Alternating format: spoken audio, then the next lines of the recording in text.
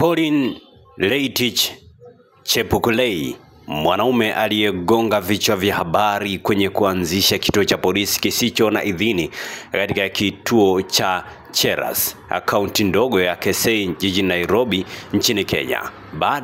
Sasa anasema kuwa kituo hicho kilikuwa kimekuwepo kwa siku 5 pekee na hakukuwa na maafisa wa polisi waliokuwa wametumwa kufanya kazi hapo. Akizungumza na waandishi wa habari siku ya Jumanne, Leitich amekana madai kwamba alikuwa akijifanya afisa wa polisi, akisema vyombo vya habari vinaeneza taarifa hizo zisizo sahihi. Sijawahi kujifanya polisi wala hatujaweka polisi kwenye kituo hicho. Kituo hichi ni kipya tu, ni cha siku 5 pekee, hata rangi bado haijakauka. Kwa mujibu wa Leitich, akirejelea na vyombo vya habari kama cha Citizen Digital, uamuzi wa kuanzisha kituo hicho ulitokana na matukio ya mara kwa mara ya ukosefu wa usalama katika eneo hilo. Amesema wakazi wa eneo hilo wamekuwa wakilalamikia ukosefu wa uwepo wa polisi kwa muda mrefu, huku kituo cha polisi kilichokuwa karibu kikiwa kilomita 7 kutoka kijijini hapo.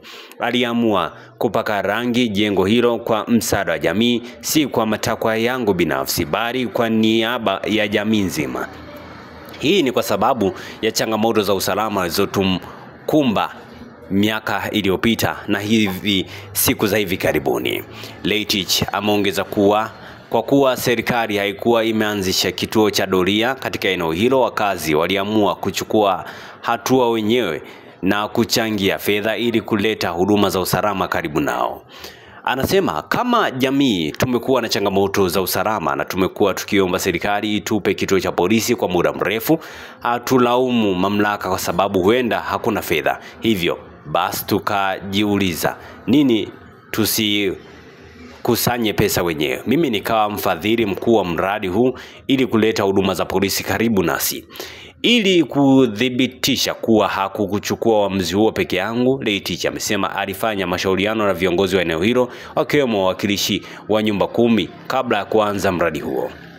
Nina uungwaji mkono wa jamii kwa sababu tulikuwa pamoja kwenye jambo hili. Nilizungumza na viongozi wa nyumba 10 kabla ya kuanza mradi huu. Sitaki kutaja majina, lakini tulifanya kikao. Leitich amekiri kuwa huenda hakufuata taratibu zote sahihi kama kuanzisha kituo hicho, lakini ameahidi kurekebisha kasoro zilizojitokeza ili mradi huo uwe halali.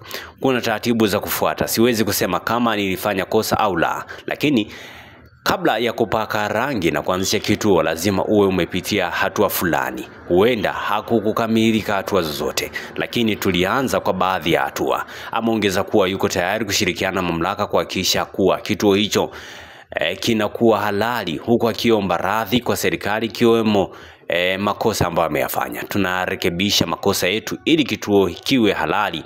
Kama tumekosea serikali, tunaomba msamaha, labda hatukufuata taratibu zote, lakini kuanzia sasa tunakuwa makini zaidi na kufuata sheria.